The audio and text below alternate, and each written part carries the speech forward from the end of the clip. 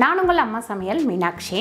இன்னைக்கு பாத்தீங்கன்னா நம்ம கடலைக்கறி குழம்பு தான் வைக்க போறோம். அது பாத்தீங்கன்னா நமக்கு சப்பாத்திக்கு, தோசைக்கு, சாப்பாட்டுக்கு எல்லாத்துக்குமே தொட்டுக்கலாம். டிஃபரண்டான கடலைக்கறி குழம்பு. அதாவது எல்லா மசாலாவையும் வறுத்து அரைச்சி அதுக்கு அப்புறம் நம்ம வைக்க போறோம். வாங்க எப்படி பண்றதுன்னு பார்க்கலாம். உங்க சமையல் மணக்க ருசிக்க அம்மா சமையல் மசாலா ஐட்டம்ஸ், ஊறுகாய் ஐட்டம்ஸ் நம்ம கிட்ட கிடைக்குது. நீங்க கீழே வந்து நம்பர் கொடுக்குறேன், நம்பர்ல கான்டாக்ட் பண்ணுங்க. இப்போ ஃபர்ஸ்ட் வந்து நம்ம கடாயில எண்ணெய் ஊற்றிக்கலாம்.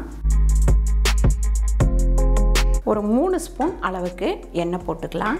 எண்ணெய் நல்லா காயட்டும். இப்போ ஒரு அரை ஸ்பூன் சோம்பு சேர்த்துக்கலாம். அதுக்கப்புறம் பிரிஞ்சி இலை, பட்டை, லவங்கம், ஏலக்காய் அது எல்லாத்தையுமே ஒன்று சேர்த்துக்கலாம்.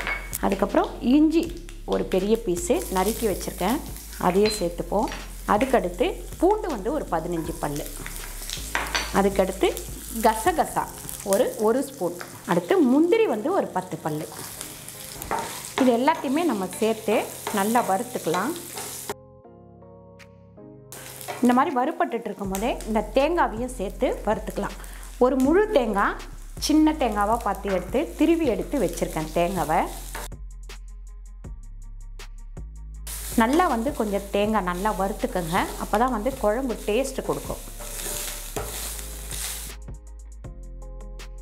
இதில் ஒரு 3 வெங்காயம், பெரிய வெங்காயம் பெருசு பெருசாக நறுக்கி வச்சுருக்கேன், அதையும் சேர்த்து வதக்கிக்கலாம். இந்த மாதிரி வறுத்துட்டு இருக்கும் போதே ஒரு 4 தக்காளியை இதில் சேர்த்து வதக்கிக்கலாம். அதுக்கப்புறம் மஞ்சத்தூள் ஒரு 1/4 டீஸ்பூன் சேர்த்துக்கலாம். தனியாத்தூள் பார்த்திங்கன்னா ஒரு 3 ஸ்பூன் தனியாத்தூள். நீங்கள் தனியாத்தூளுக்கு பதில் தனியா சேர்த்து கூட வறுத்துக்கலாம். இப்போ காஷ்மீர் மிளகாய் ஒரு 3 ஸ்பூன். நான் வந்து ஒரு 3/4 கிலோ வந்து கடலை ஊற வச்சுருக்கேன், அதுவும் கருப்பு கடலை. வெறும் மிளகாத்தூள் 1 ஸ்பூன் சேர்த்துக்கலாம். இது எல்லாத்தையுமே சேர்த்து நல்லா வதக்கிப்போம். நம்ம நார்மல் குழம்பு பொடி பார்த்திங்கன்னா ஒரு 2 ஸ்பூன் சேர்த்துக்கலாம். இப்போ பார்த்திங்கன்னா இது நல்லா வதங்கிடுச்சு. இதை எடுத்து நல்லா ஆற வச்சுருவோம். கடலை வந்து நான் 1/2 கிலோ ஊற வச்சுருக்கேன். 8 மணி நேரத்துக்கு முன்னாடியே இது ஊற வச்சாச்சு. பாருங்கள், கடலை இப்படி முழுகிற அளவுக்கு தண்ணி ஊற்றிக்கோங்க. 1 ஸ்பூன் அளவுக்கு உப்பு சேர்த்துடலாம். உப்பு சேர்த்தாலும் இந்த கடலை வந்து நல்லா வெந்துடும். ஏன்னு கேட்டிங்கன்னா நம்ம குக்கரில் வைக்கிற தொட்டு நல்லாவே வேக்காடு வந்துடும். குக்கரை மூடி வச்சுருவோம். ப்ரெஷர் வந்தோடனே வெயிட் போட்டுக்கலாம். இப்போ இந்த மசாலா வந்து நல்லா ஆறிடுச்சு. மிக்ஸி ஜாரில் போட்டு நல்லா அரைச்சி எடுத்துக்கலாம். ஒரு 3/4 ஸ்பூன் அளவுக்கு நம்ம உப்பு சேர்த்துக்கலாம்.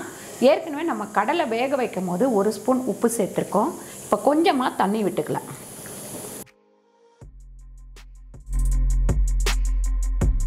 பாருங்கள், இந்த மாதிரி நைஸாக அரைச்சிக்கோங்க. ஒரு 5லேருந்து ஒரு 6 விசில் போட்டேன்.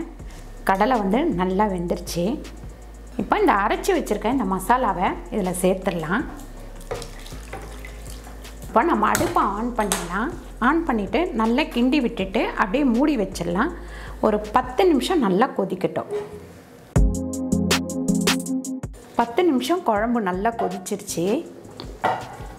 இப்போ இந்த குழம்பு வந்து நம்ம தாளிச்சிக்கலாம். ஒரு 2 ஸ்பூன் அளவுக்கு எண்ணெய் ஊற்றிக்கலாம். நம்ம குழம்பை வந்து தாளித்து எடுத்துக்கலாம். கடலைக்கறி குழம்ப ஒரு 1/2 ஸ்பூன் அளவுக்கு சோம்பு மட்டும் போட்டால் போதும். அதுக்கப்புறம் நம்ம கருவேப்பிலை சேர்த்துக்கலாம்.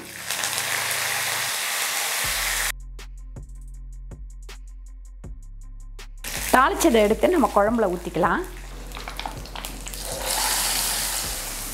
கொஞ்சமாக கொத்தமல்லி தூவிக்கலாம்.